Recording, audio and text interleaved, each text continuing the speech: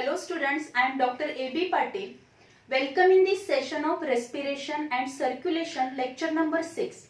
In previous lecture, we already discussed about the regulation of respiration, how the respiration is regulated by neural control and the chemical control. All these points we already discussed in the last lecture. In this lecture, we will discuss about the different respiratory disorder as well as artificial respiration and ventilator. So, whenever there is a to check or especially the volume of air during normal breathing is estimated by using one instrument, and this instrument is known as spirometer. त्याला काय म्हटलं जातं?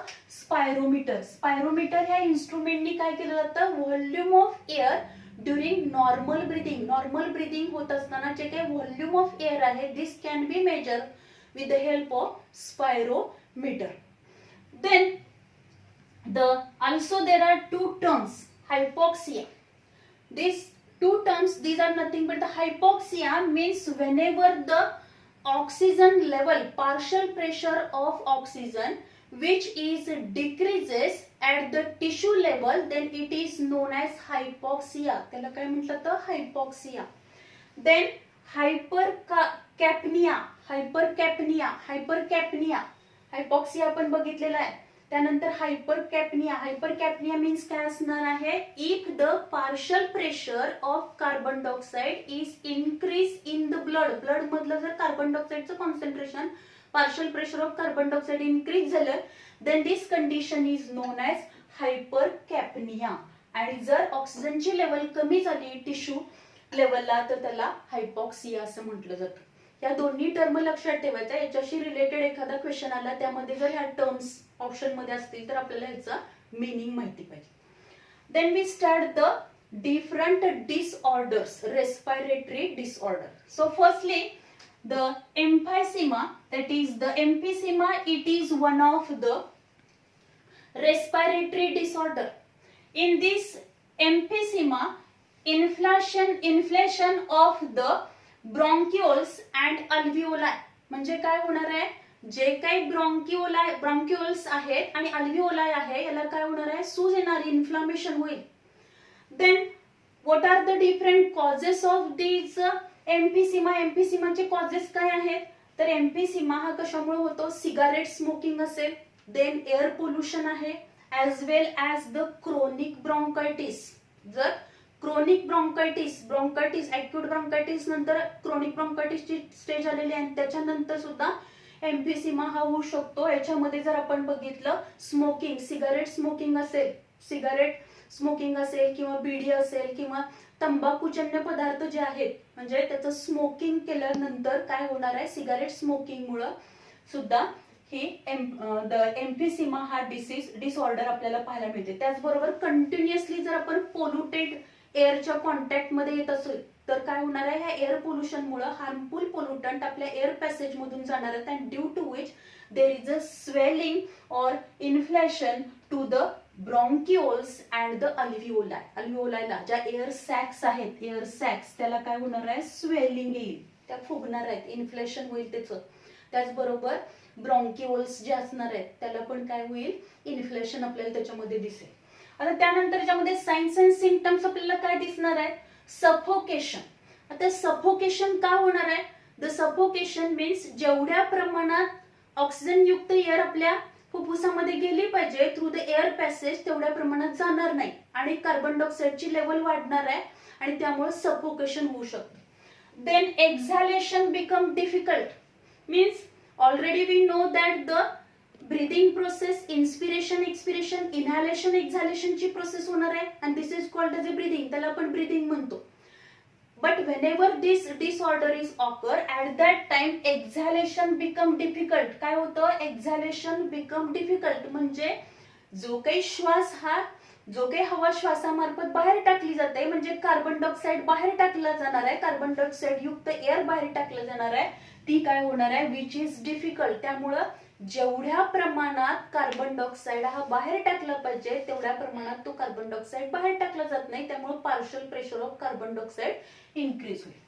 Then inflated lungs, लंग्सला पण काय होणार आहे, लंग्सला inflated होईल म्हणजे त्याच्यावरती आपल्याला थोडंसं सूज दिसणार आहे, त्याची साईज थोडीशी मोठी झाल्यासारखी दिसेल. त्याचबरोबर शॉर्टनेस ऑफ द ब्रीथ जो काय असणार आहे, म्हणजे आपण जे नॉर्मल काय करणार आहे, ब्रीदिंग प्रोसेस आपली होणार आहे त्या पद्धतीने होणार नाही, तर ब्रीदिंग जो असणार आहे त्याचं ड्युरेशन काय होईल, कमी होईल. म्हणजे इनहॅलेशन एक्झॅलेशनची प्रोसेस ही काय होणार आहे, कमी होणार आहे. आपल्याला डीप ब्रीथ घेता येणार नाही किंवा नॉर्मल ब्रीदिंगची प्रोसेस होणार नाही.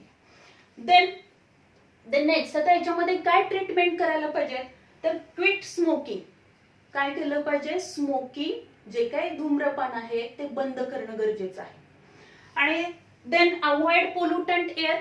पोल्युटंट एअर जो काही पोल्युटेड एरियाच्या मध्ये आपण कोणत्या एरियामध्ये आपलं काम असेल किंवा वर्किंग करत असेल किंवा ज्या ठिकाणी आपण राहतो तिथली जर एअर पोल्युटेड असेल तर अशा पोल्युटेड एअरच्या ह्याच्यामध्ये आपण जाणं काय केलं पाहिजे, अवॉइड केलं पाहिजे. Then also use the bronchodilator.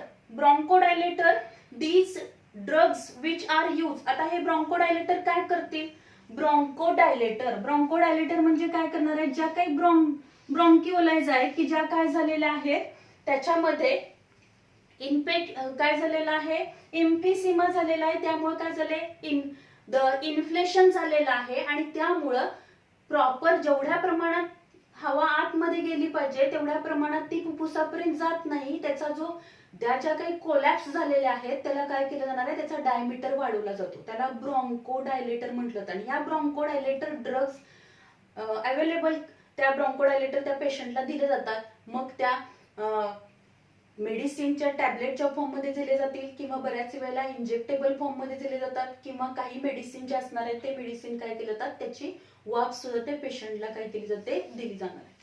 Then also antibiotics are also use.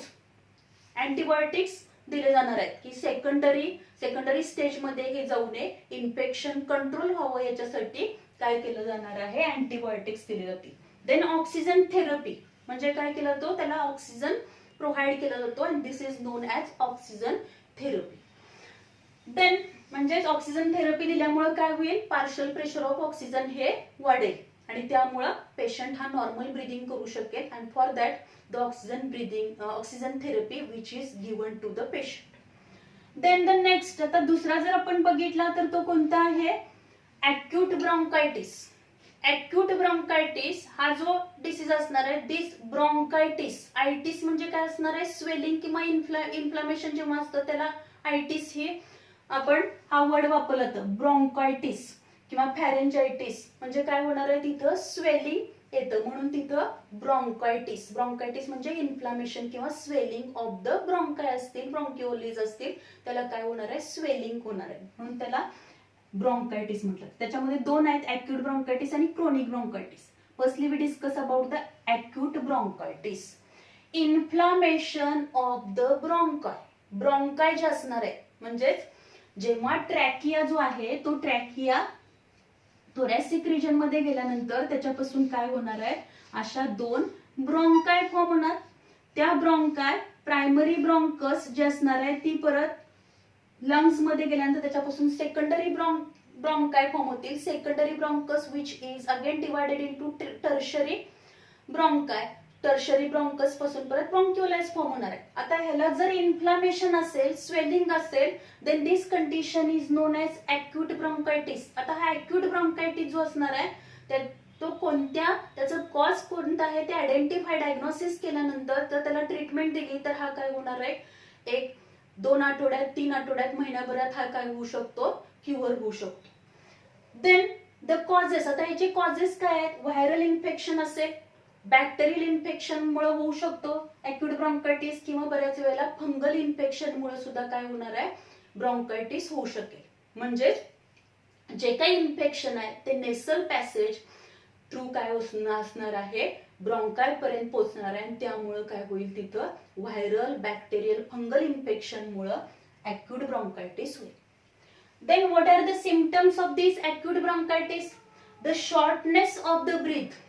जे काही ब्रीदिंग असणार आहे ते नॉर्मल ब्रीदिंग होणार नाही, त्याच्यामध्ये शॉर्टनेस येईल. म्हणजे जो काही त्याचा इनहॅलेशन एक्झॅलेशनची प्रोसेस आहे ती नॉर्मली होणार नाही, shortness of the breath. Then wheezing. Wheezing जे असणार आहे म्हणजे काय होईल, जेव्हा आपण इनॅलेशन एक्झालेशन प्रोसेस करणार आहोत तेव्हा सुई सुई असा आवाज येईल, त्याला विझिंग म्हटलं जातं. काय म्हटलं जातं त्याला, विझिंग.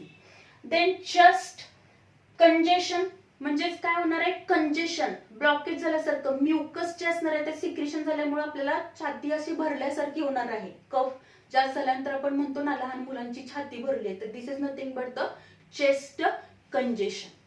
Then the cough with a yellow green mucus, coughing होणार, खोकला येणार, पण त्या कफ बरोबर काय होणार आहे, जो काही कफिंग होणार आहे त्याबरोबर कफ जो काही म्युकस सिक्रेशन जास्त होतं, आणि हा जो काही म्युकस सिक्रेट झालेला आहे ऑलरेडी नेसल पॅसेज मध्ये म्युकस सिक्रेशन असतं, की ज्यामुळं जे काही डस्ट पार्टिकल्स आहेत, बॅक्टेरिया आहेत, ते काय व्हावे, त्या म्युकस मेम्ब्रेनला चिकटावे. त्याच्यासाठी नॅचरली तशी अरेंजमेंट असते, पण इन्फेक्शन, बॅक्टेरियल इन्फेक्शन झाल्यामुळे काय होईल, जो काही म्युकस फॉर्म होणार आहे तो म्युकस हा थिक असेल आणि तो काय असणार आहे, येलोइश ग्रीन कलरचा म्युकस फॉर्म होईल.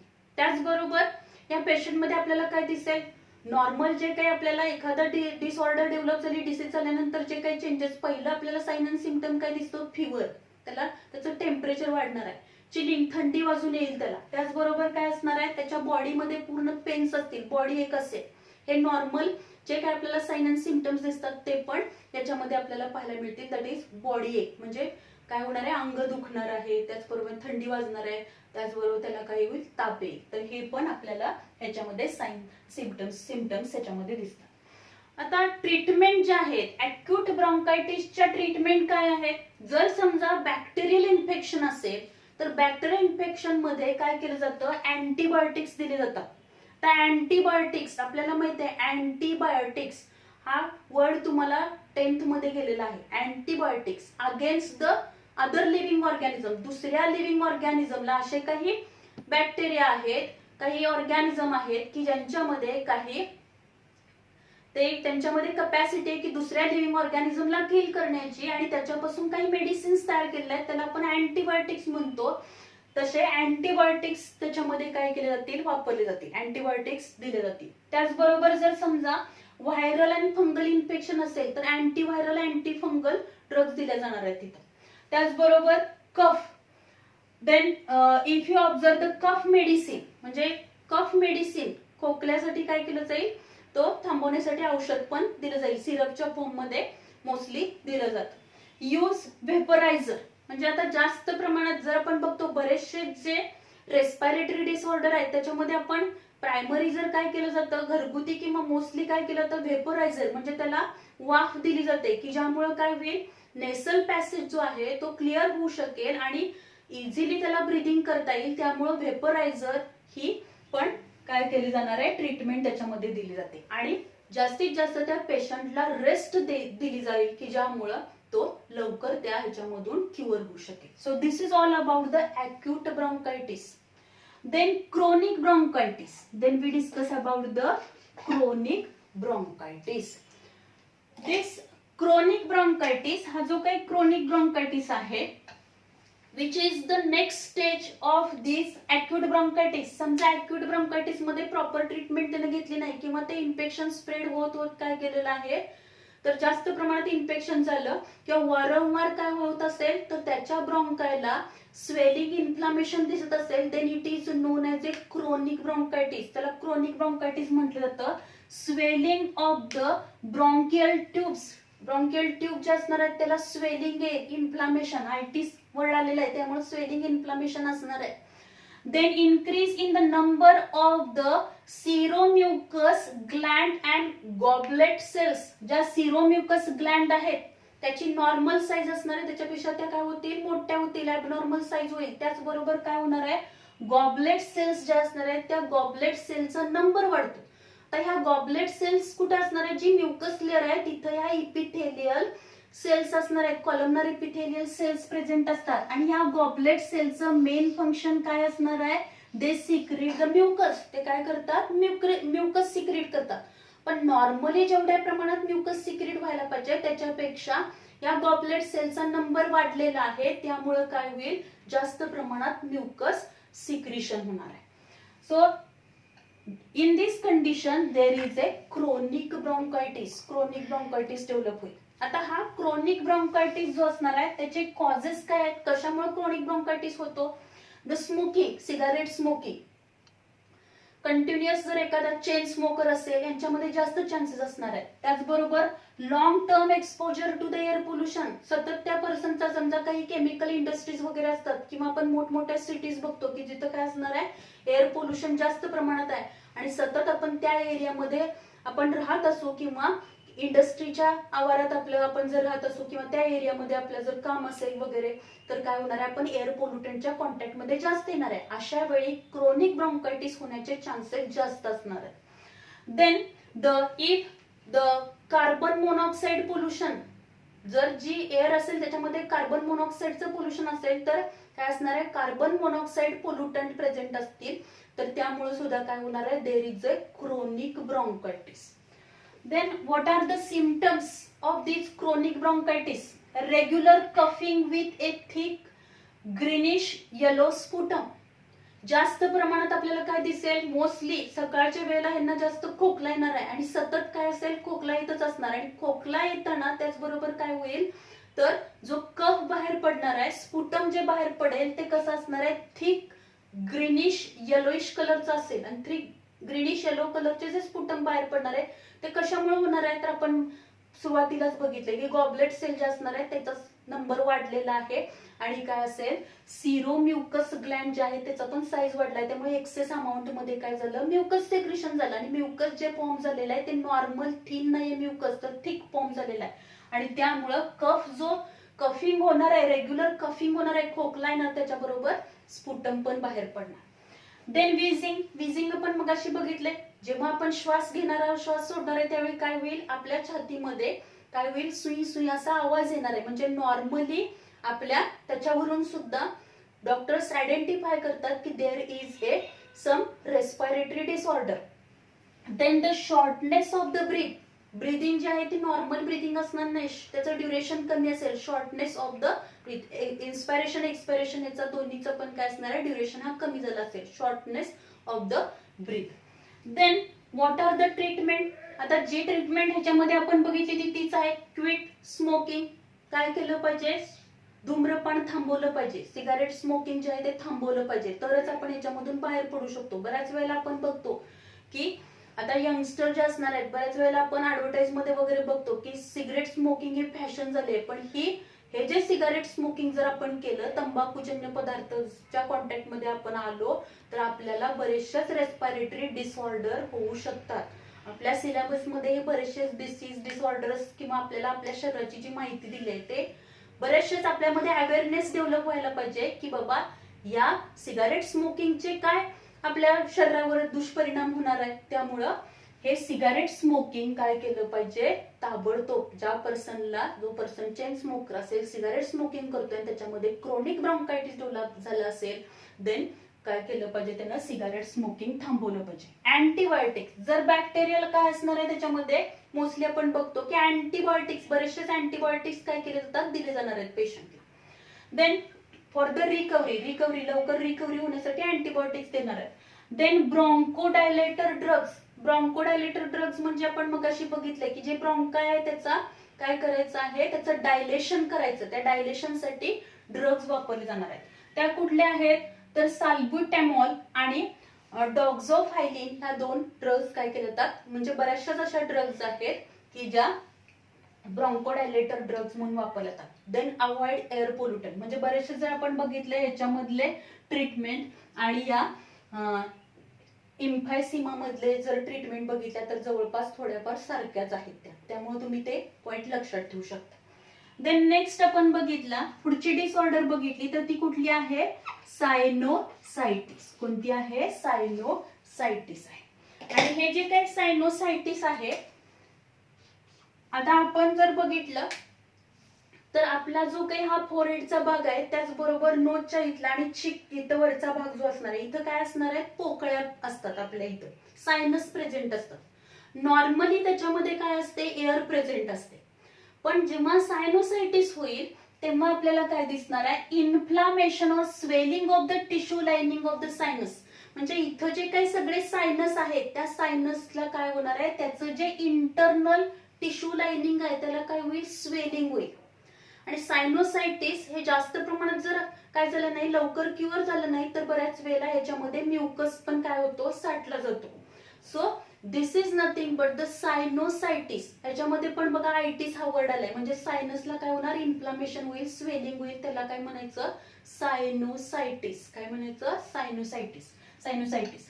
आता याचे कॉजेस काय आहेत, तर व्हायरल इन्फेक्शन असेल, बॅक्टेरियल इन्फेक्शन असेल, किंवा फंगल इन्फेक्शन सुद्धा होऊ शकतं. फंगल इन्फेक्शननी, व्हायरल इन्फेक्शननी, बॅक्टेरियल इन्फेक्शननी पण काय होऊ शकणार आहे, सायनोसायटिस होऊ शकतं. बऱ्याच पर्सनना काय असतं, ऍलर्जीच असते. काही एक पर्टिक्युलर स्मेल किंवा काही प्लांटचे जे काही प्लांटच्या फ्लावर मधले पोलन ग्रेन्स आहेत, त्या पोलन ग्रेनच्या कॉन्टॅक्ट मध्ये जर तो पर्सन गेला तर काय होणार आहे, त्याला रेस्पिरेटरी डिसऑर्डर होऊ शकतात. जसं आपण बघतो पार्थेनिमी हिस्टेरियोफोरम, म्हणजेच काय त्याला काँग्रेस गवत आपण म्हणतो, त्याचे पोलन ग्रेन जर पर्सनच्या कॉन्टॅक्ट मध्ये आले तर काय होणार आहे, त्याला रेस्पिरेटरी डिसऑर्डर होऊ शकतात. म्हणजे ॲलर्जिक प्रॉब्लेम, बऱ्याचशाच पोलन ग्रेनची ॲलर्जी पण असणार आहे आणि त्या ॲलर्जीमुळे सुद्धा काय होऊ शकतं, सायनोसायटिस होऊ शकतं. बॅक्टेरियल, फंगल, व्हायरल इन्फेक्शननी पण होणार आहे. किंवा ऑटोइम्युन रिॲक्शन. ऑटोइम्युन रिॲक्शन म्हणजे बऱ्याच वेळेला आपल्या शरीरातल्या सेल्स या आपल्या शरीराच्या विरोधीच काम करतात, अशा वेळी सुद्धा काय होणार आहे,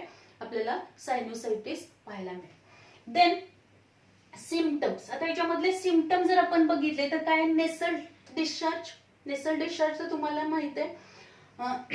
देन नेसल कंजेशन म्हणजे काय होणार, आपण म्हणतो नाक जे असणार आहे ते काय झालं, ब्लॉक होणार आहे, म्हणजे किंवा थिक म्युकस सिक्रेशन झाल्यामुळे nasal congestion.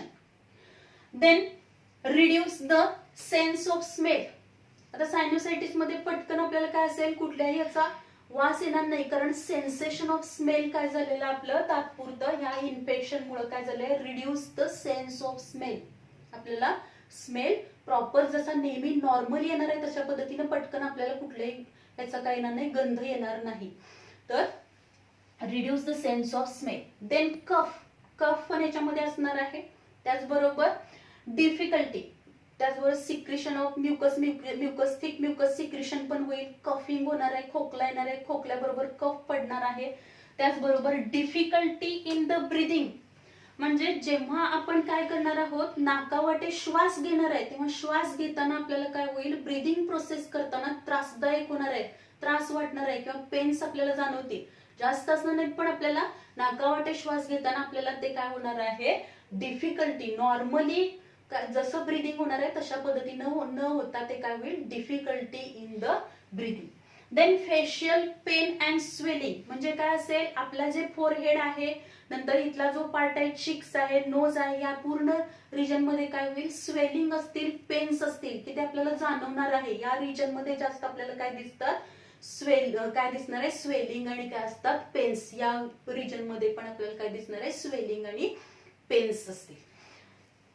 So these are the symptoms of the sinusitis. सायनोसायटिसचे हे सिम्पटम्स आहेत. आता ट्रीटमेंट मध्ये जर आपण बघितलं, आपल्याला माहिती आहे बॅक्टेरियल इन्फेक्शन असेल तर आपण काय देणार आहोत, अँटीबायोटिक्स द्यायच्या. व्हायरल इन्फेक्शन असेल अँटीव्हायरल ड्रग्ज आपण देणार आहोत. फंगल इन्फेक्शन असेल तर काय करणार आहे, अँटी फंगल मेडिसिन वापरणार आहे. Then gargling. गार्गलिंग म्हणजे काय, गुळण्या करणे. पण कोमट पाण्याच्या त्याच्यामध्ये मीठ वगैरे टाकून काय करतात, गुळण्या करतात, की ज्यामुळे काय होईल, थिक म्युकस जो फॉर्म झालाय किंवा जे इन्फेक्शन असेल ते काय होईल, कमी प्रमाणात होईल, त्याच्यासाठी गार्गलिंग केलं जातं. देन व्हेपोरायझर म्हणजे वाफ घेतली जाते. जवळजवळ बऱ्याच वेळा आपण बघतो की दिवसातून 3-4 वेळा काय केलं जातं, 1-2-3 तासाचा ड्युरेशन आफ्टर 2 or 3 hours काय केलं जातं, व्हेपोरायझर. त्याला वाफ घेतल्यानंतर हे काय होणार आहे, लवकर रिकव्हरी आपल्याला पेशंट मध्ये पाहायला मिळते. Then rest. त्या पेशंटनी काय केलं पाहिजे, रेस्ट घेतली पाहिजे proper. Then drink a enough warm water to thin mucus.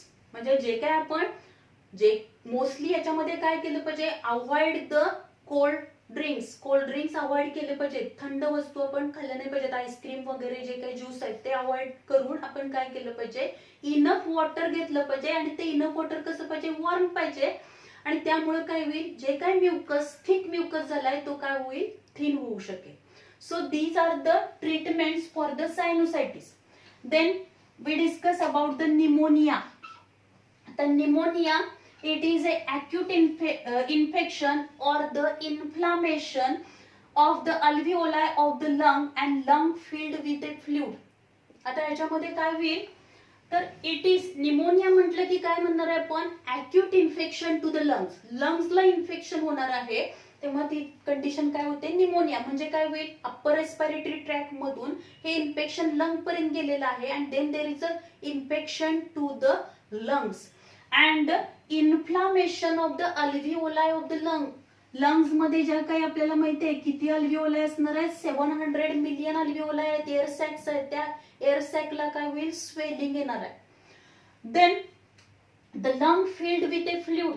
ज्या काही लंग्स ज्या असणार आहेत त्याच्यामधल्या ज्या अल्व्हिओलाय असणार आहे त्याच्यामध्ये काय होईल फ्लुइड भरलं जाईल. बऱ्याच वेळा सिरस फ्लुइड असेल किंवा काय असणार आहे डॅमेज ज्या डब्ल्यूबीसीज असतात इन्फेक्टेड डब्ल्यूबीसीज पण त्याच्यामध्ये इन्फेक्टेड सेल्स पण आपल्याला त्याच्यामध्ये पाहायला मिळतात.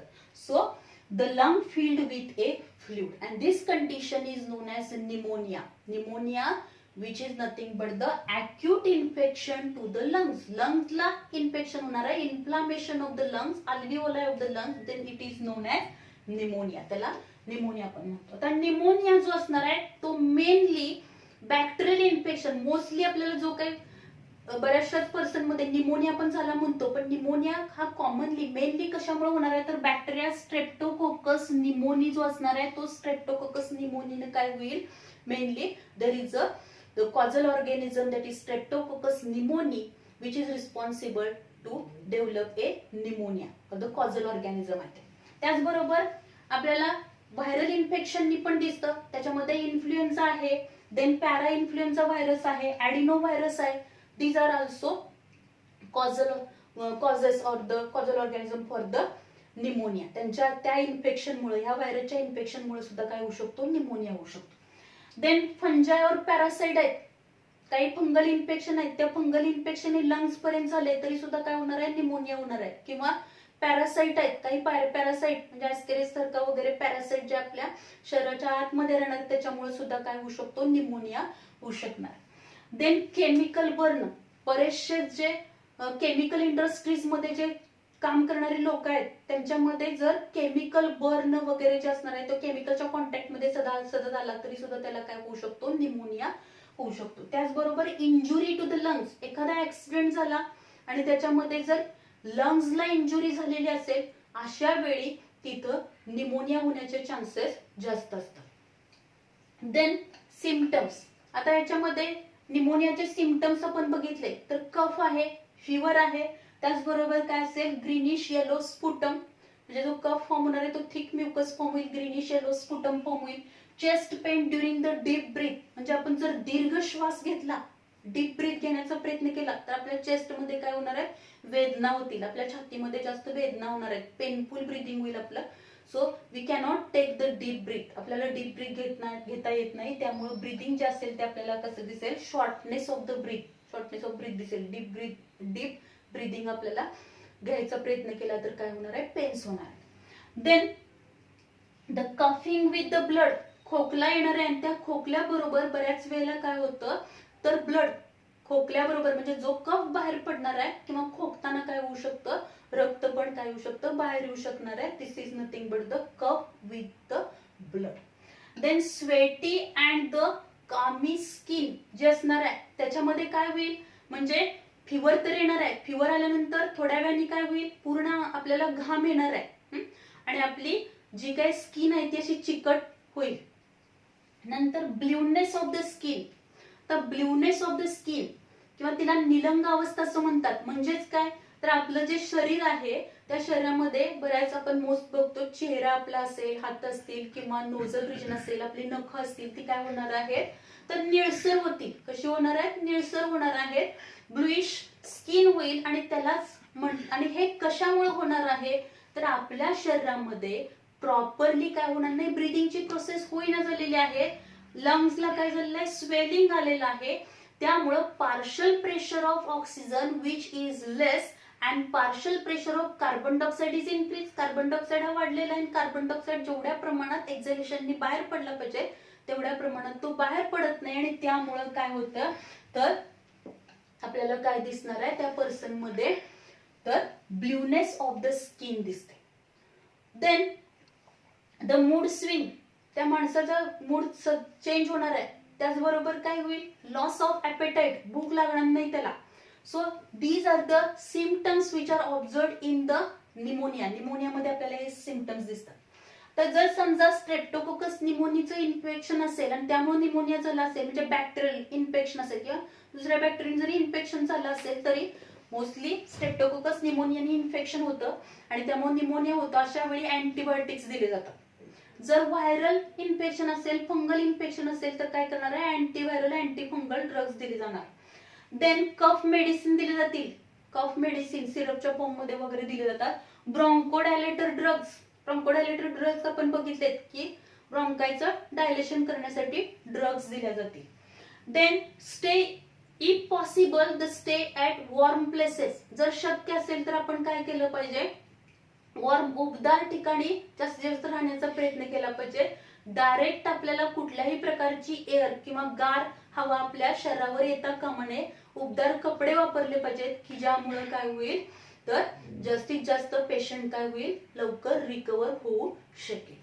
देन नेक्स्ट आहे लॅरेंजायटिस. नेक्स्ट डिसऑर्डर आपण बघणार आहोत लॅरेंजायटिस. आता इथं बघा आपण बघितलं होतं मगाशी ब्रॉन्कायटिस, सायनोसायटिस, तसाच इथं आपण बघितलं तर काय लॅरेंजायटिस. आयटिस आलेला आहे वर्ड, म्हणजे काय असणार आहे, लॅरेंग जो असणार आहे त्याला लॅरेंगला काय होणार आहे, स्वेलिंग असेल, इन्फ्लामेशन असेल. सो स्वेलिंग और inflammation of the larynx is nothing but the laryngitis. त्याला म्हणायचं लॅरेंजायटिस. हा ऍक्यूट लॅरेंजायटिस पण असू शकतो किंवा क्रोनिक लॅरेंजायटिस पण असू शकेल. आता यामध्ये इन्फेक्शन कशाने होऊ शकेल, व्हायरल इन्फेक्शन असू शकेल. व्हायरल इन्फेक्शन झाल्यानंतर काय होईल, घसा आपला सुजणार आहे, त्याच्यामध्ये इन्फ्लामेशन आपल्याला म्हणजे सूज दिसणार आहे. त्याचबरोबर काय असेल, ओव्हर यूज ऑफ व्हॉइस. आपण जोर जोराने ओरडलो किंवा आपण कंटिन्युअस, समजा आता जे काही टीचर्स असतात त्यांना कंटिन्युअस लेक्चर घ्यायचे आणि 1-3-4 तास त्यांनी कंटिन्युअस जर काय केलेलं आहे, जर मोठा वर्ग आहे तर कंटिन्युअसली मोठमोठ्याने जर बोलायला लागले तरी सुद्धा काय होणार आहे, घशाला सूज येऊ शकते. किंवा आपण मोठमोठ्याने ओरडून जर गाणं म्हटलं आणि अशा पद्धतीने जर आपण जर केलेलं आहे तर काय होऊ शकतं, थ्रोट मध्ये स्वेलिंग, आपल्याला लॅरेंग्सला काय होईल, स्वेलिंग किंवा वोकल कॉर्डचे असणार आहे त्याला स्वेलिंग येऊ शकते. डिप्थेरिया. आता डिप्थेरिया जो होतो तो कशामुळे होतो, कॉर्निबॅक्टेरियम डिप्थेरीमुळे डिप्थेरिया हा डिसीज होणार आहे. डिप्थेरियामध्ये पण आपल्याला डिप्थेरिया झाला असेल तरी सुद्धा लॅरेंजायटिस आपल्याला त्याच्यामध्ये दिसेल. तर डिप्थेरियामध्ये काय होणार आहे, enlarge mucous membrane which is form from the nasal cavity, जे काय असणार आहे त्याच्यापासून ओरल कॅव्हिटी टू लॅरेंग्स पर्यंत काय होणार आहे, हा पूर्ण काय होईल, इलॉंगेटेड म्युकस मेम्ब्रेन फॉर्म होणार आहे. आणि त्या म्युकस मेम्ब्रेन मुळे काय होईल, प्रॉपरली एअर ही काय पोचणार नाही, ट्रॅकियामधून ब्रॉन्काय, ब्रॉन्कायमधून अल्व्होलाई पर्यंत पोचणार नाही. परत त्यामुळे फर्दर डिसीज होऊ शकतात. आणि मोस्टली आपण डिप्थेरियामध्ये बघतो की अशी जर काय होईल तर enlarge thin mucous membrane form झालेले असेल, नेसल कॅव्हिटी पासून लॅरेंग्स पर्यंत फॉर्म झाले असेल तर काय होतं, तर आपल्याला सफोकेशन मध्ये तो पर्सन जाऊ शकेल आणि त्याची डेथ होऊ शकते. Excessive coughing. आता एक्सेसिव्ह कफिंग पण आपल्याला इथं काय दिसेल, कॉजेस. जास्त जर तो पर्सन खोकत असेल, कंटिन्युअसली त्याच्यामध्ये जास्त खोकला असेल, तुझं त्याला इन्फेक्शन असेल आणि त्यामुळे तो सतत खोकत असेल तरी सुद्धा त्याच्या घशाला काय येणार आहे, सूज येणार आहे. किंवा कॉमन कोल्ड मध्ये आपण बघतो, कॉमन कोल्ड म्हणजे सर्दी आपल्याला झाली तर आपल्या घशामध्ये खवखवतं किंवा घशाला सूज येते, त्याला सुद्धा आपण काय म्हणतो, लॅरेंजायटिस म्हणणार आहे. म्हणजे या सगळ्या केसेस मध्ये आपल्याला लॅरेंजायटिस पाहायला मिळतो. देन आता यामध्ये आपल्याला सिम्पटम्स काय दिसतील तर हॉर्सीनेस, म्हणजे आपला आवाज काय होणार आहे, बसणार आहे. काय असणार, आवाज बसतो आपल्याला. बऱ्याच वेळेला आपण बघतो की काय होईल, आवाज बसतो. डिफिकल्टी टू स्पीच, बोलायला आपल्याला बोलताना काय होईल, त्रास होणार आहे. देन थ्रोट पेन, घशामध्ये जास्त वेदना होणार आहे, दुखणार आहे आपला घसा. देन हेडॅक, डोकं दुखणार आहे. त्याचबरोबर persistent cough, mucus buildup and the difficulty in the breathing and swallowing process. म्हणजे आता यामध्ये काय काय होईल तर परसिस्टंट कफ अँड म्युकस, जास्त परसिस्टंट कफ, जास्त आपल्याला कफ हे होणार आहे, खोकला तर येणार आहे. त्याच्याबरोबर काय होईल, जे म्युकस आहे तो थिक झाल्यामुळं कफ पण पडणार आहे. त्याचबरोबर आपण काय बघू शकतो, difficulty in the breathing, normal breathing process करता येणार नाही, जे इनहॅलेशन एक्झॅलेशनची प्रोसेस आहे त्या प्रोसेसच्या वेळी, इनहॅलेशनच्या प्रोसेस वेळेला आपल्याला काय होईल, त्रास होईल, पेनफुल असणार आहे, ती डिफिकल्टी होईल. देन सोलेन गिळण्याची जी प्रोसेस आहे, अन्न पण किंवा एखादं मोस्टली आता जे काही लॅरेंजायटिस झालं तर लॅरेंजायटिस मध्ये आपण बघतो की काय होणार आहे, मोस्टली आपण लिक्विड फॉर्म मध्ये जे फूड मटेरियल घेणार आहे, कारण आपल्याला गिळताना काय होणार आहे, त्रास होणार आहे, डिफिकल्टी होईल. देन आता ह्याच्यामध्ये जर आपण बघितलं तर ट्रीटमेंट कुठल्या दिल्या जातात, तर अँटीबायोटिक्स काय केले जाणार आहेत, अँटीबायोटिक्स दिल्या जातील. देन अवॉइड इरिटंट लाईक ए स्मोक, काही इरिटंट आहेत की ज्याच्यामुळे इन्फेक्शन होऊ शकतं लॅरेन्सला, स्मोक याच्या कॉन्टॅक्ट काय केलं पाहिजे, अवॉइड केला पाहिजे, याच्या कॉन्टॅक्ट मध्ये आलं नाही पाहिजे. देन कफ मेडिसिन सिरप वगैरे देऊन आपण काय करू शकतो, कारण जर कंटिन्युअस खोकला असेल आणि त्यामुळे जर त्याला लॅरेंजायटिस झालं असेल, तशा लॅरेंक्सला इन्फ्लामेशन असेल तर त्याला आपण कफ साठी मेडिसिन्स दिले पाहिजेत खोकला थांबवण्यासाठी. ड्रिंक प्लेंटी ऑफ फ्लुइड्स, आपण जास्तीत जास्त काय केले पाहिजे, फ्लुइड्स घेतले पाहिजेत, म्हणजे लिक्विड घेतलं पाहिजे की ज्यामुळे काय होईल, आपल्याला आपल्या बॉडी मधला पण काय झालं पाहिजे, आयर्नचा बॅलन्स मेंटेन झाला पाहिजे, ऍज वेल ऍज काय होणार आहे, तर जो काही थिक म्युकस आहे, जर आपण वॉर्म फ्लुइड घेतले तर तो काय होईल, थिन फॉर्म होईल. देन द नेक्स्ट आता जर आपण बघितला तर पुढची डिसऑर्डर आहे अस्थमा. पुढची जी डिसऑर्डर आहे अस्थमा, त्यालाच आपण काय म्हणतो मराठीमध्ये, this asthma which is called as a दमा, त्याला आपण काय म्हणतो, दमा. The spasm of the smooth muscles present in the wall of bronchiole, bronchioles मध्ये ज्या काही the spasm of the smooth muscles present in the wall of bronchioles मधले जे मसल्स आहेत त्याला काय होणार आहे, स्पाझम. स्पाझम म्हणजे काय असणार आहे, अशा त्या पूर्ण काय झाल्या असतील, आकुंचित झाल्यासारखं दिसणार आहेत, त्याला आपण काय म्हणतो, स्पाझम. म्हणजे नॉर्मली त्या ज्या असणार आहेत तसं होणार नाही, तर त्या काय होणार आहेत, अशा आकुंचित झाल्यासारखं दिसणार आहेत आणि त्यामुळं त्यालाच म्हटलं तर spasm of the smooth muscles present in the wall of bronchioles. Then आता यामध्ये जर आपण कॉजेस बघितले कशामुळे अस्थमा होऊ शकतो, बऱ्याच वेळेला आपल्याला असंही दिसतं की जर त्याची काय असेल, जर फॅमिली हिस्ट्री जर असेल तरी सुद्धा बऱ्याच वेळेला आपल्याला पुढच्या याच्यामध्ये सुद्धा काय दिसतो, हेरिडिटरी पण आपल्याला अस्थमा पाहायला मिळतो. पण मोस्टली आपल्याला कशामुळे दिसेल, तो ॲलर्जी टू द पोलन ग्रेन्सची ॲलर्जी असेल किंवा बरेचसे ॲलर्जिक काही हे असतील, केमिकल्स असेल, त्याच्या कॉन्टॅक्ट मध्ये आल्यानंतर सुद्धा काय होणार आहे, तर अस्थमा होऊ शकतो. सम फूड, काही फूड आहे, फूड ऍडिटिव्ह आहेत किंवा पेट हेअर, काही फूड ऍडिटिव्ह आहेत, फूड आहेत की त्याचबरोबर पोलन ग्रेनची अलर्जी असेल तरी सुद्धा अस्थमा होणार आहे त्या पर्सनला. किंवा पेट हेअर म्हणजे पाळीव प्राण्यांचे केस वगैरे जर असतील ते त्याच्या एअर ट्रॅक्ट मध्ये गेले, त्याच्या किंवा एक पर्टिक्युलर प्रकारचा त्याला काय असेल, स्मेल असेल, त्या कॉन्टॅक्ट मध्ये सुद्धा तो गेल्यानंतर काय होऊ शकतो, त्याला अस्थमा होऊ शकतो. किंवा बऱ्याच वेळेला आपल्याला अस्थमाचे पेशंट हे पाहायला मिळतात की त्याच्यामध्ये सुद्धा क्रोनिक स्टेज 1, स्टेज 2, स्टेज 3 मधले पण अस्थमाचे आपल्याला कंडिशन्स पाहायला मिळतात.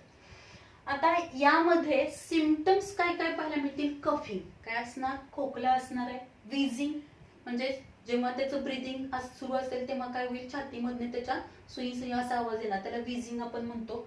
म्युकस इन ब्रॉन्क्युल्स मध्ये म्युकस सिक्रेशन होईल, म्युकस जो असणार आहे तो साठून राहणार आहे, कफ साठेल, त्यात छाती भरणार, आपण त्याला म्हणतो. कॉन्स्ट्रिक्शन ऑफ द ब्रॉन्क्युल्सचं कॉन्स्ट्रिक्शन होईल, दाबल्या जाणार त्या, मोस्टली त्या कशा पाहिजेत, ओपन पाहिजेत, त्याशिवाय एअर पुढे पास होणार नाही, पण त्या कशा झालेल्या आहेत, कॉन्स्ट्रिक्शन ऑफ द ब्रॉन्क्युल्स.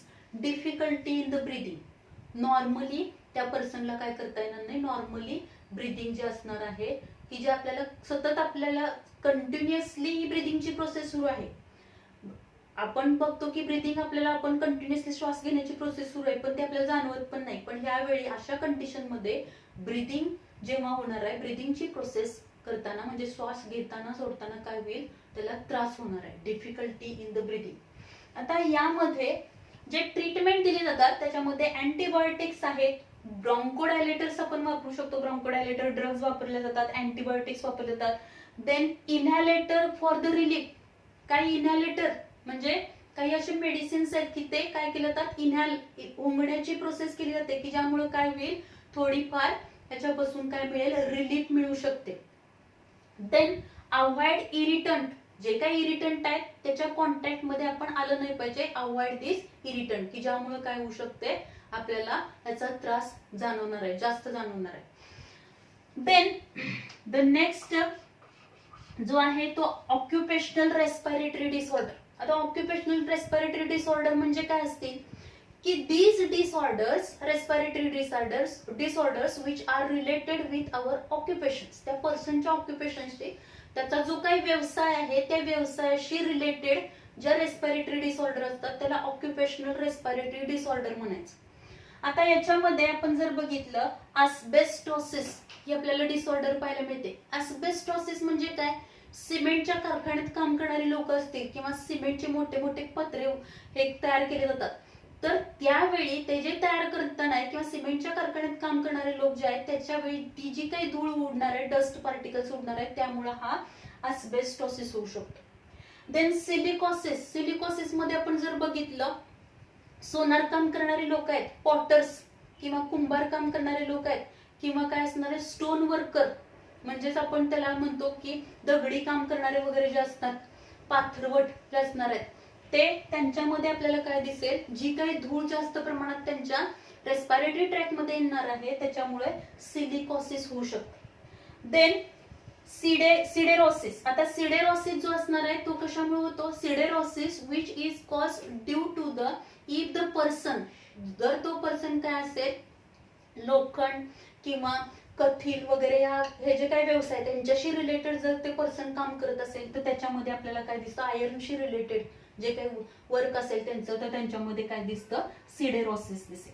देन अँथ्रॅकोसिस. अँथ्रॅकोसिस म्हणजेच काय, तर कोळशाच्या खाणीमध्ये काम करणारे जे कामगार आहेत त्यांच्यामध्ये आपल्याला अँथ्रॅकोसिस हा काय पाहायला मिळतो, हे ऑक्युपेशनल रेस्पिरेटरी डिसीज आपल्याला पाहायला मिळेल. देन बॅसिनोसिस. आता बॅसिनोसिस हे कशामध्ये पाहायला मिळतं, तर जी लोक कापूस जो आहे त्या कापसाशी रिलेटेड, म्हणजे आपण म्हणतो गादी तयार करण्याचे कारखाने वगैरे असतात, किंवा कपाशी उद्योगाशी रिलेटेड जे आहेत, किंवा ते कापूस परत त्याच्यापासून धागे वगैरे तयार करताना त्याच्यामधून जी काही डस्ट उडणार आहे ती रेस्पिरेटरी ट्रॅक मध्ये गेली तर त्या पर्सनला बॅसिनोसिस होऊ शकतो. ही सुद्धा काय असणार आहे, एक रेस्पिरेटरी डिसऑर्डर आहे. म्हणजे ह्या सगळ्या डिसऑर्डर ज्या आहेत त्या पर्सनच्या, त्या व्यक्तीच्या व्यवसायाशी रिलेटेड आहेत, म्हणून याला आपण ऑक्युपेशनल रेस्पिरेटरी डिसऑर्डर्स म्हणतो.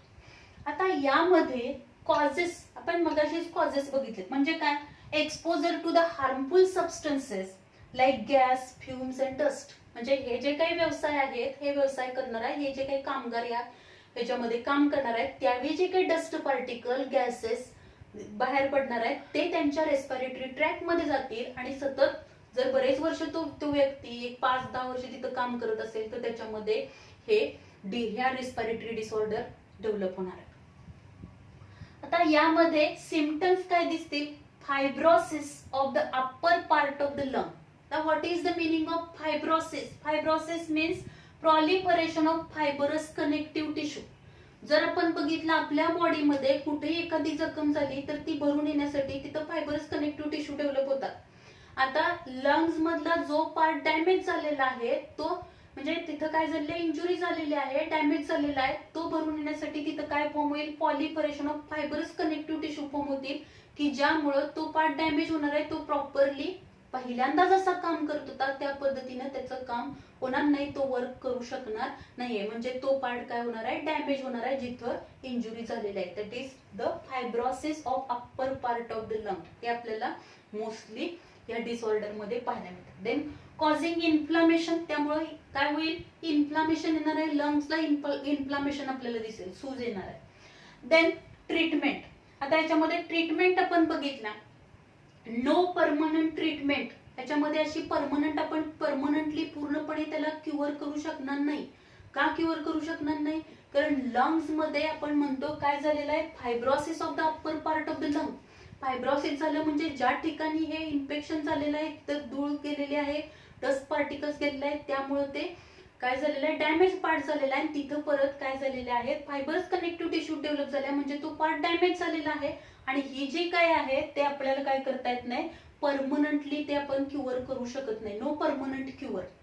देन ब्रॉन्कोडायलेटर्स आपण वापरू शकतो, त्याचबरोबर अँटीबायोटिक्स वापरू शकतो. तर ब्रॉन्कोडायलेटर आणि अँटीबायोटिक्स वापरणार आपण. आधी तर म्हटलं की नो परमनंट क्युअर, पण हे का द्यायचे ब्रॉन्कोडायलेटर्स किंवा अँटीबायोटिक्स, की ज्यामुळे काय होईल, सेकंडरी स्टेज मध्ये तो जाणार नाही, अजून काय होईल, त्याचा आपल्याला लाईफ ड्युरेशन वाढवता येईल आणि जास्तीत जास्त इन्फेक्शन अजून फर्दर डॅमेज होऊ नये म्हणून आपण अँटीबायोटिक्स आणि ब्रॉन्कोडायलेटर देऊ शकतो, की जो वर्किंग मध्ये काम करणारा जो भाग आहे त्याच्यामधला लंगचा, तो प्रॉपर काय करू शकेल, काम करू शकेल, त्याच्यामध्ये इन्फेक्शन स्प्रेड होऊ शकणार नाही.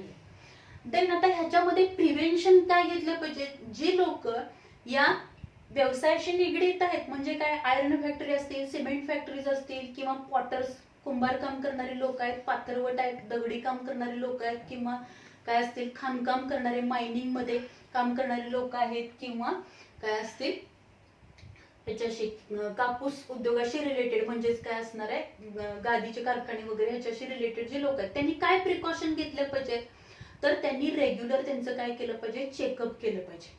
एक ठराविक स्पॅननी काय केलं पाहिजे, त्यांनी चेकअप केलं पाहिजे. नॉर्मल त्यांचं जे काही रेस्पिरेटरी ब्रिदिंगची प्रोसेस आहे, ह्या ज्या सगळ्या आहेत ते काय केलं पाहिजे, त्याच्यासाठी काय केलं पाहिजे, रेग्युलर हेल्थ चेकअप झालं पाहिजे त्यांचं. किंवा ज्या इंडस्ट्रीज आहेत, ज्या इंडस्ट्रीमध्ये ते वर्कर काम करतात, त्या इंडस्ट्रीचा जो मालक आहे त्याने सुद्धा त्या कामगारांचं काय केलं पाहिजे, रेग्युलर चेकअप करणं गरजेचं आहे. त्याचबरोबर यूज मास्क, असं जर काही काम करत असेल ती व्यक्ती, तर तिने काय केलं पाहिजे, मास्क वापरले पाहिजे. As well as protective gear and clothing. बऱ्याच ठिकाणी आपण बघतो, फॉरेन कंट्रीज मध्ये पण आपण बघतो की अशा ठिकाणी काम करणारे जे वर्कर्स आहेत त्यांना एक पर्टिक्युलर असा त्यांच्यासाठी सूट तयार केला जातो, की ज्यामुळं ही जी काय डस्ट आहे किंवा हार्मफुल गॅसेस आहेत ते काय जाणार नाही, त्यांच्या रेस्पिरेटरी ट्रॅक मध्ये जाऊन त्यांना इन्फेक्शन होऊ नये म्हणून त्या पद्धतीचे काय केले जातात, तर clothing or they use the protective gear or the clothing वापरले जातात, की ज्यामुळं फर्दर इन्फेक्शन अवॉइड करता येईल.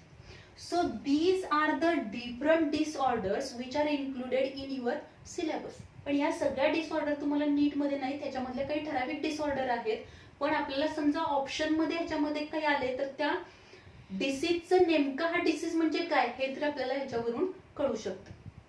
आता या डिसीज बरोबर सुद्धा ह्या ज्या काही रेस्पिरेटरी डिसऑर्डर्स आहेत, एम्फिसिमा आहे, अॅक्यूट ब्रॉन्कायटिस आहे, क्रोनिक ब्रॉन्कायटिस आहे, सायनोसायटिस आहे, pneumonia, laryngitis, then the asthma, occupational respiratory disorder. Along with these respiratory disorder there are also some other disorders which are nothing but the tuberculosis, त्याला आपण TB म्हणतो, tuberculosis. Then diphtheria आहे, diphtheria मग अशी तुम्हाला सांगितलंय diphtheria. Then common cold, हे तर आपल्याला सगळ्यांच्या मध्ये पाहायलाच मिळतं की एक 10-12 दिवसानंतर ते आपोआप काय होणार आहे, क्युअर होईल. व्हायरल इन्फेक्शन मुळे काय होणार आहे, कॉमन कोल्ड, सर्दी आपण म्हणतो. देन लंग कॅन्सर, जी लोक केमिकल इंडस्ट्रीमध्ये काम करणारी जी लोक आहेत त्यामध्ये जास्त आपल्याला काय दिसणार आहे, लंग कॅन्सरचं प्रमाण जास्त पाहायला मिळतं आपल्याला. किंवा हे जे काही रेस्पिरेटरी डिसऑर्डर झाल्या आणि त्या रेस्पिरेटरी डिसऑर्डरला प्रॉपर ट्रीटमेंट त्यानं नाही घेतलं तर हळूहळू काय होणार आहे, त्याच्यामध्ये लंग कॅन्सर सारखी पण काय होऊ शकतं, डेव्हलप होऊ शकणार आहे. देन इन्फ्लुएन्झा आहे. Then SARS, that is the severe acute syndrome, हा सुद्धा काय असणार आहे, रेस्पिरेटरी डिसऑर्डर आहे. आणि सध्या जो आपण बघतोय तो कोविड-19 म्हणजे कोरोना, की ह्याच्यामध्ये सुद्धा रेस्पिरेटरी डिसऑर्डर्स, की ज्याच्यामध्ये पण आपल्याला हेच बरेचसे साइन्स अँड सिम्पटम्स पाहायला मिळतात, की सेन्सेशन ऑफ स्मेल आपल्याला दिसत नाहीये, त्याचबरोबर काय होणार आहे, रेस्पिरेशनला त्याला प्रॉब्लेम येतो. So it is also one of the respiratory disorder, that is the SARS-CoV-2, that is the covid corona. So these are the different respiratory disorders. Then we discuss about the next point, that is the, हा point आपण complete केला. Then we discuss about the artificial ventilation. Artificial ventilation which is also known as artificial respiration, त्याला artificial respiration पण म्हटलं जातं.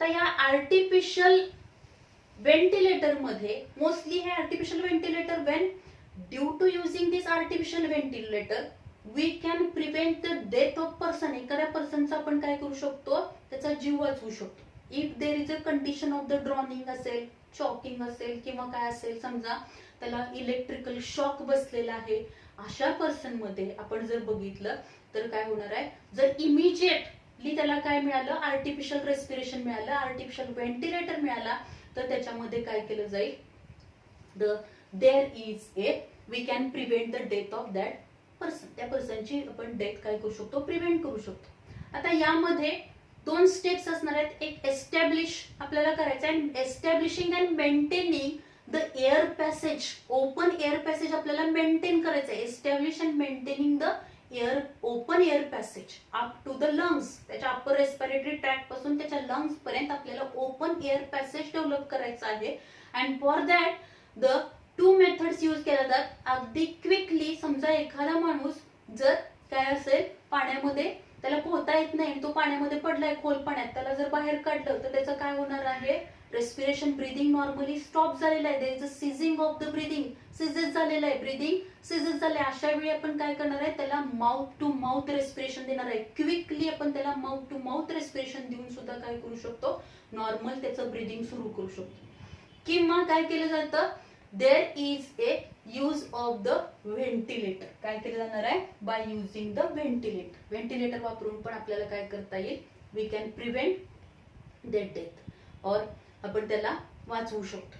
So this is all about the artificial ventilation, त्याला artificial ventilation म्हटलं जातं किंवा आर्टिफिशियल रेस्पिरेशन, की जे आपण सुरू करणार आहे, आर्टिफिशियल ब्रीदिंग त्याची प्रोसेस सुरू करून त्याला ऑक्सिजन आपण प्रोव्हाइड करणार आहे. Then ventilators, ventilators in the hospitals, this is a life support system, ही एक काय आहे, life support system, mostly use in the hospitals, hospitals मध्ये ती वापरली जाणार आहे. And these ventilators mostly use whenever और ड्युरिंग द सर्जरी, सर्जरीच्या वेळी वापरली जाईल, किंवा काय असणार आहे, ज्या काही रेस्पिरेटरी डिसऑर्डर्स आहेत किंवा the person which can not carry out the normal breathing, त्या पर्सन मध्ये नॉर्मल ब्रीदिंग होऊ शकत नाहीये त्या पर्सनला, किंवा काय असणार आहे, त्याला बरेचशा त्याच्यामधल्या ज्या डिसऑर्डर आपण बघितल्या त्या डिसऑर्डर झालेला आहे, तो क्रोनिक कंडिशन मध्ये, अशा वेळी सिव्हिअर कंडिशन आहे त्याची, at that time the ventilators are use. जसं आपण बघतोय आता सध्या कोरोनामध्ये, जर तो पेशंट काय झाला, सिरियस कंडिशन मध्ये गेला, तर त्याला व्हेंटिलेटर वापरतात. आता हा व्हेंटिलेटर जो असणार आहे, त्या व्हेंटिलेटर मध्ये, व्हेंटिलेटर वापरायचं म्हणजे काय केलं जाणार आहे, आपण त्याला ऑलरेडी त्याच्या काय केलं जाणार आहे, रेस्पिरेटरी ट्रॅक जो आहे त्याचा, म्हणजे इपिग्लॉटिस ओपन करून ग्लॉटिस मधून पाईप काय केली जाते, त्याच्या ट्रॅकियापर्यंत नेली जाते, आणि तिथं काय केलं जाणार आहे, सुरुवातीला जी पाईपचं दुसरं जो तोंड असणार आहे, तो डॉक्टर्स काय करणार आहे, त्याच्यामध्ये एक थोडासा फुगेल, आणि मग तो चेक करणार आहे की दोन्ही लंग्स मध्ये समान काय झाले, दोन्ही लंग्स मध्ये काय होणार आहे, जी काय एअर प्रॉपरली जाते का हे बघितलं तर. समजा काही वेळा काय होतं, ही ट्यूब एकाच जर ब्रॉन्कस मध्ये गेली तर दुसऱ्या लंग्सला काय मिळणार नाही, एअर मिळणार नाही, त्यामुळे मग ती पाईप थोडीशी वरती घेतली जाते आणि बरोबर ट्रॅकियामध्ये ती काय केली जाते, तिची पोझिशन मेंटेन केली जाते आणि मग एअर प्रोव्हाइड केले जाते. एकदा का दोन्ही लंग्सना प्रॉपर एअर मिळते हे लक्षात आल्यानंतर मग ती पाईप काय केली जाणार आहे, व्हेंटिलेटरला अटॅच केली जाते.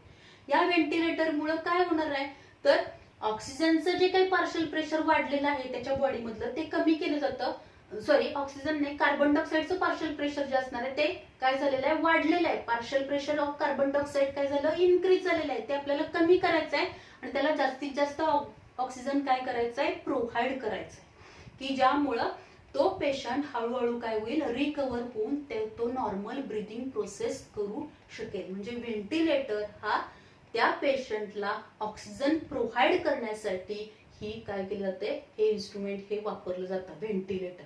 So this is all about the respiration. इथपर्यंत आपण रेस्पिरेशन मधले सगळे पॉइंट्स कव्हर केलेले आहेत, जसं रेस्पिरेटरी सिस्टीम आहे, मेकॅनिझम ऑफ रेस्पिरेशन आहे, रेग्युलेशन ऑफ रेस्पिरेशन आहे, रेस्पिरेटरी डिसऑर्डर्स आपण बघितल्या, त्याचबरोबर आपण वेगवेगळ्या टर्मिनॉलॉजी पण बघितलेली आहे.